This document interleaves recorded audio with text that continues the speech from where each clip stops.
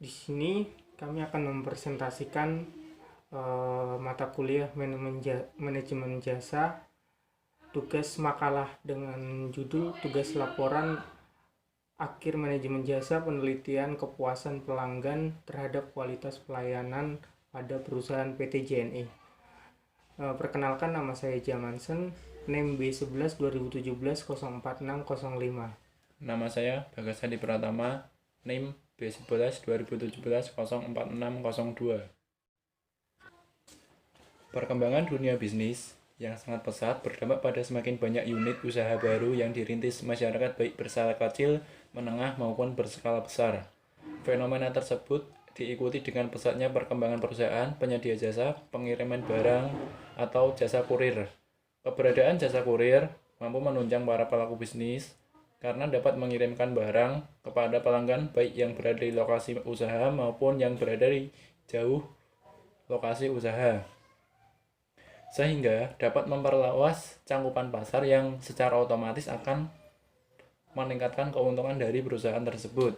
Misalnya, perusahaan penyedia jasa pengiriman yaitu seperti PT Tiki Jalur Nugraha atau yang bisa dikenal dengan JNE. JNE merupakan salah satu perusahaan yang bergerak dalam bidang jasa pengiriman logistik yang berpusat di Jakarta. Di bawah nama resmi yang berlabel Tiki Jalur Nugraha Eka Kurir adalah perusahaan pengirim terbesar di Indonesia. Perusahaan ini pertama kali didirikan pada tanggal 26 November 1990 dengan nama PT Tiki Jalur Nugraha Eka Kurir oleh Suprapto Suparno. Pada awal berdirinya, perusahaan ini didirikan sebagai perintis salah satu divisi dari PT Citra Van Titipan Kilat Tiki. Tiki sendiri merupakan perusahaan pengiriman internasional. PT Citra Van Titipan Kilat atau Tiki mengawali bisnisnya pada tahun 1970 di Jakarta. Berbekal pengalaman itu, kami mendapatkan guru terbaik untuk terus berkomitmen dan meningkatkan kualitas layanan bagi konsumen. Ditunjang dengan jaringan yang tersebar luas di Indonesia dengan lebih dari 500 kantor perwakilan Tiki di seluruh pelosok Nusantara sebagai bukti nyata bahwa Tiki terus berupaya memberikan yang terbaik kepada konsumen. Kemudian kita akan masuk ke dalam bab 2, yaitu mengenai tinjauan pustaka. Yang pertama, yaitu definisi manajemen jasa. Kata manajemen berasal dari bahasa Latin, yaitu dari asal kata manus yang berarti tangan dan agri yang berarti melakukan. Kata-kata itu digabung menjadi kata kerja manajer yang artinya menangani. Kemudian, manajer diterjemahkan ke dalam bahasa Inggris dalam bentuk kata kerja to manage yang berarti mengontrol. Dengan kata benda, manajemen, dan manajer untuk orang yang melakukan kegiatan manajemen. Akhirnya, manajemen dalam bahasa Indonesia dapat diartikan dengan mengendalikan, menangani, atau mengelola. Kemudian jasa. Jasa adalah setiap tindakan atau unjuk kerja yang ditawarkan oleh salah satu pihak ke pihak lain yang secara prinsip intangible atau nyata dan tidak menyebabkan perpindahan kepemilikan apapun. Produksinya bisa terkait dan juga bisa tidak terikat pada suatu produk fisik. Kemudian manajemen jasa adalah pendekatan keseluruhan dari perusahaan dalam mewujudkan tercapainya kualitas pelayanan atau jasa sebagaimana yang diinginkan oleh konsumen dan merupakan faktor pendorong utama dalam operasi bisnis. Kemudian ada karakteristik jasa. Karakteristik layanan jasa pada dasarnya cukup banyak karakteristik suatu pelayanan, di mana karakteristik pelayanan mempunyai kekuatan untuk mempengaruhi tingkat kepuasan dan penampilan kerja karyawan. Di bawah ini ada beberapa karakteristik jasa. Ada intangibility, tidak terwujud. Layanan jasa yang bersifat intangibility artinya tidak dapat dilihat, dirasa, dan diraba, dan dicium, didengar sebelum dibeli. Seseorang tidak dapat menilai hasil dari layanan sebelum ia menikmatinya sendiri. Kemudian inseparability tidak terpisahkan. Layanan jasa biasanya dijual terlebih dahulu, baru kemudian diproduksi dan dikonsumsi secara bersamaan. Kemudian yang ketiga, variability, bervariasi.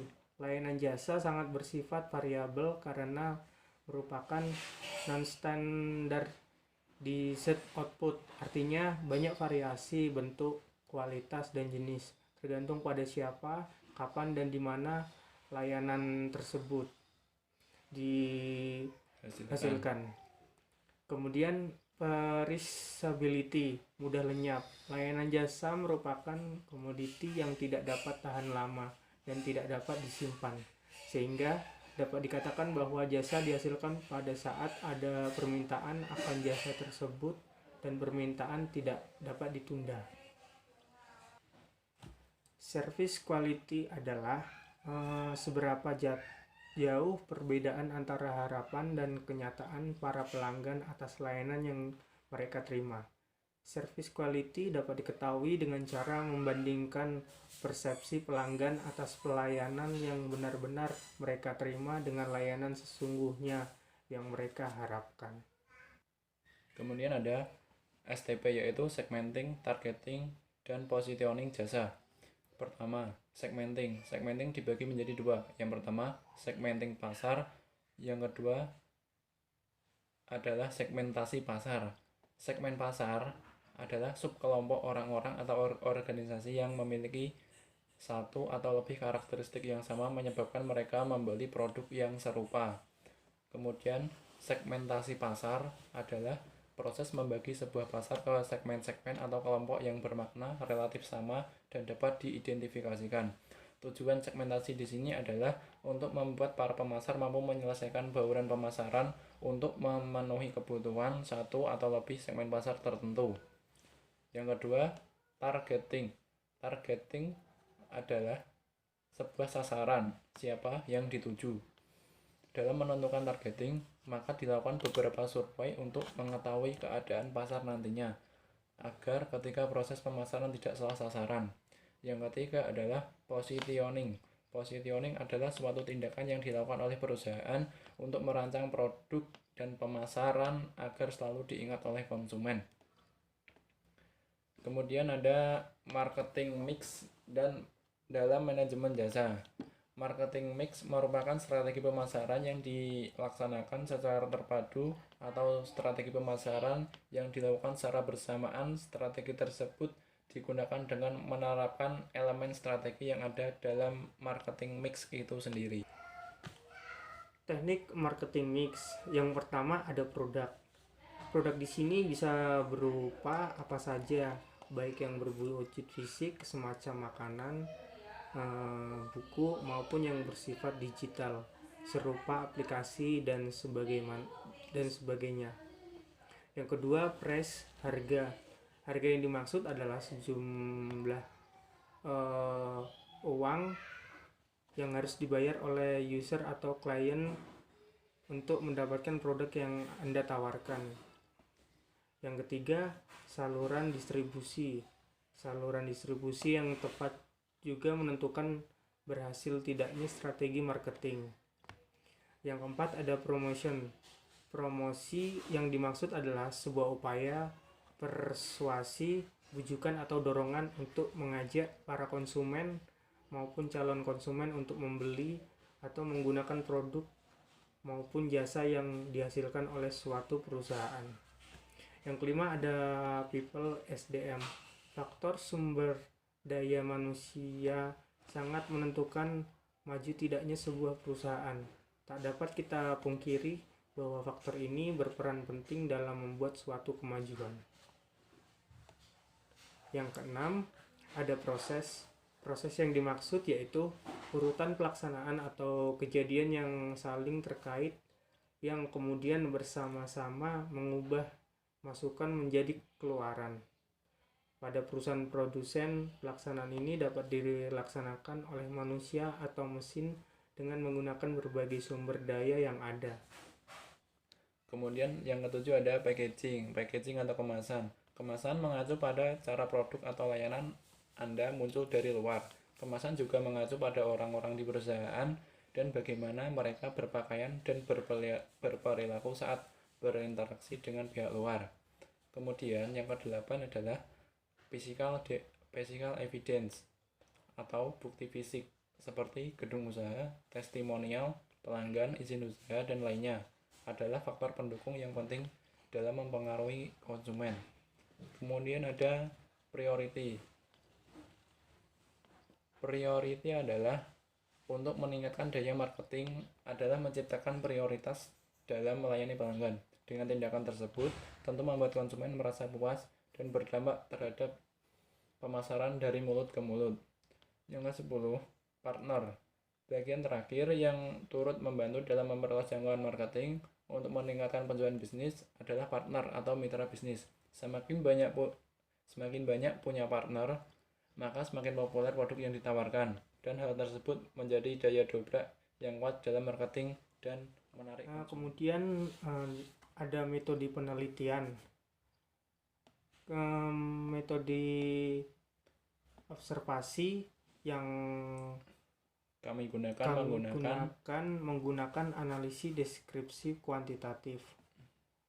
Analisis statistik deskripsi adalah statistik yang digunakan untuk menganalisis data dengan cara mendeskripsikan atau menggambarkan data yang telah terkumpul sebagaimana adanya tanpa maksud membuat kesimpulan yang berlaku untuk umum atau generalisasi.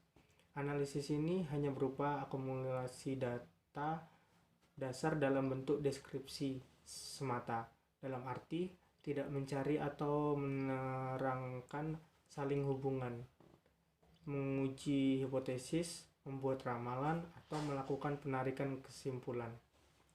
Metode observasi. Metode yang kami lakukan ketika observasi yaitu wawancara online dengan owner dari JNE tersebut yang kami observasi. Kemudian masuk ke dalam bab 4, yaitu pembahasan. Pembahasan di sini kami akan membahas mengenai analisis deskriptif kuantitatif dari penyebaran kuesioner secara online kepada 50 responden tentang penggunaan layanan jasa JNE, dan kami menemukan hasil bahwa nilai rata-rata untuk setiap variabel tangible sebesar 3,89, reliability 3,79, responsiveness 3,80, asuransi 3,87, empati 3,81, dan kepuasan pelanggan sebesar 3,62. Dari keseluruhan nilai rata-rata setiap variabel, nilai yang terbesar itu adalah tangible sebesar 3,89. Variabel tangible terdiri dari kantor JNE bersih dan nyaman. Kedua, jaringan yang luas dan fasilitas yang lengkap di kantor JNE. Yang ketiga, penampilan karyawan kantor JNE. Yang keempat, tersedianya tempat parkir untuk pelanggan JNE. Yang kelima, kejelasan informasi terhadap ongkir yang ditawarkan. Yang keenam, adanya security pada perusahaan atau pos JNE. Kemudian penerapan marketing mix digital marketing 10P pada JNE. Yang pertama, produk. JNE mengembangkan produknya di tingkatan tambahan augmented produk dalam strategi pemasarannya. Adapun penjelasan mengenai tingkatan dari layanan JNE sebagai berikut, yaitu produk level A, core benefit, jasa pengiriman; B, basic produk, jasa pengiriman barang dengan berat di atas 50 gram; yang C, expected produk, diterimanya barang di tujuan; yang D, augmented produk, melayani pesanan dan pengiriman makanan khas daerah ketujuan; E, potensial, jasa pengambilan barang dari asal dan mengirimkan barang tanpa ada batasan berat dan jenis makanan sampai ke tujuan. Tiki JNE memberikan nilai tambah added value dibandingkan pesaingnya dengan membuat layanan yang diharapkan dan memberikan kemudahan bagi konsumen, yaitu konsumen dapat menikmati makanan daerah yang disukainya. Yang kedua ada Press. JNE memberlakukan minuman car untuk setiap pengiriman adalah 1 kilo. Meskipun secara aktual berat barang kurang dari 1 kilo untuk pengiriman dengan kemasan besar, namun ringan. Akan diberlakukan penentuan biaya dengan rumus M3, perhitungan volume kubikasi untuk mendapatkan nilai kilogram dengan rumus. Misal, panjang kemasan 35 cm, lebar kemasan 45 cm, tinggi kemasan 40 cm. Rumus yang digunakan yaitu besaran kilogram, harga per 1 kilo sesuai jarak pengiriman, panjang kali lebar kali tinggi, harga per 1 kilo. Jadi besaran kilogramnya 35 kali 45 kali 40 bagi 6000 sama dengan 10,5 kg.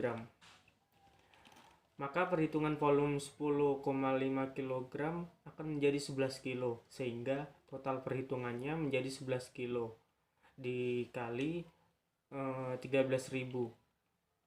Misal tarif reguler per kilo dari Malang ke Jakarta sebesar 143.000.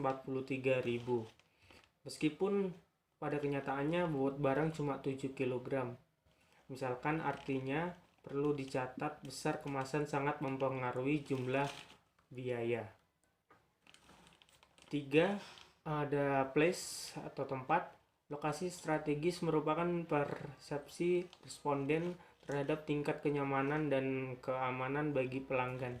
Dalam hal yang dapat meningkatkan kepuasan elegan dikarenakan lokasi yang sangat nyaman bagi pelanggan. Yang keempat, promosi.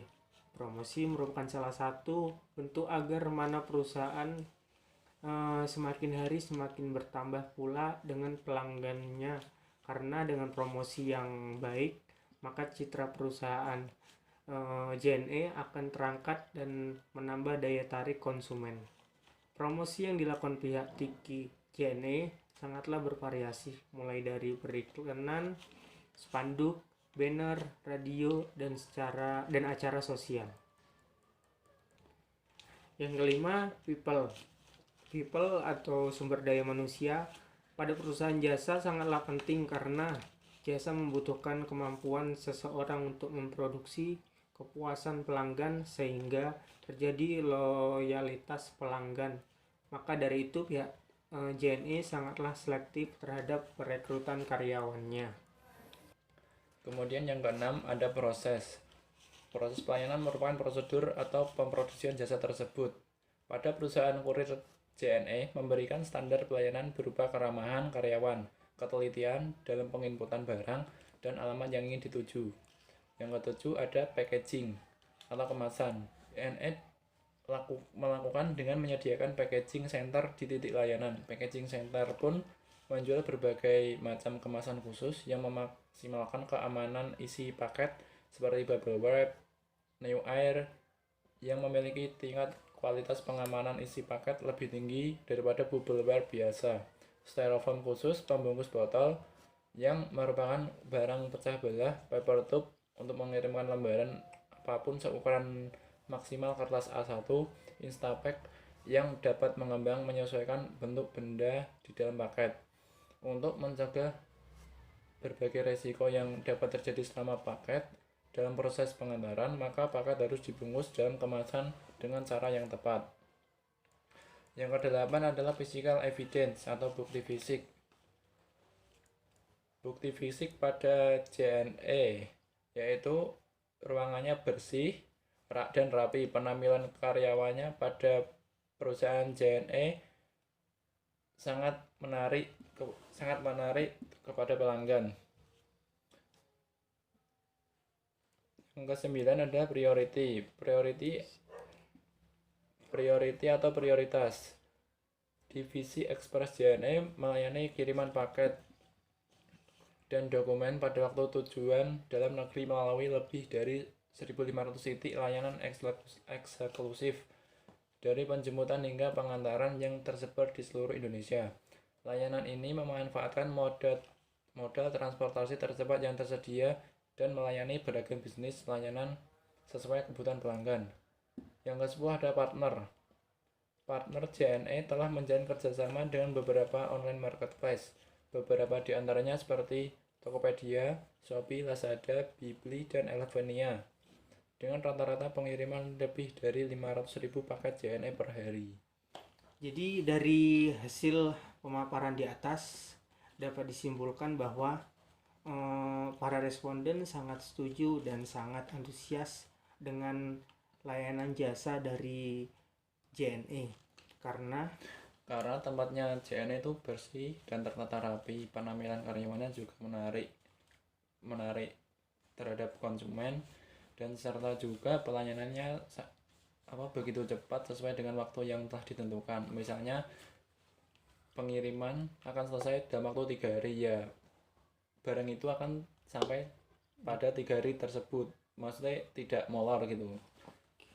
Jadi sekian presentasi makalah dari kami. Bila ada kata-kata atau yang kurang, kami mohon maaf. Sekian, terima kasih. Wassalamualaikum warahmatullahi wabarakatuh.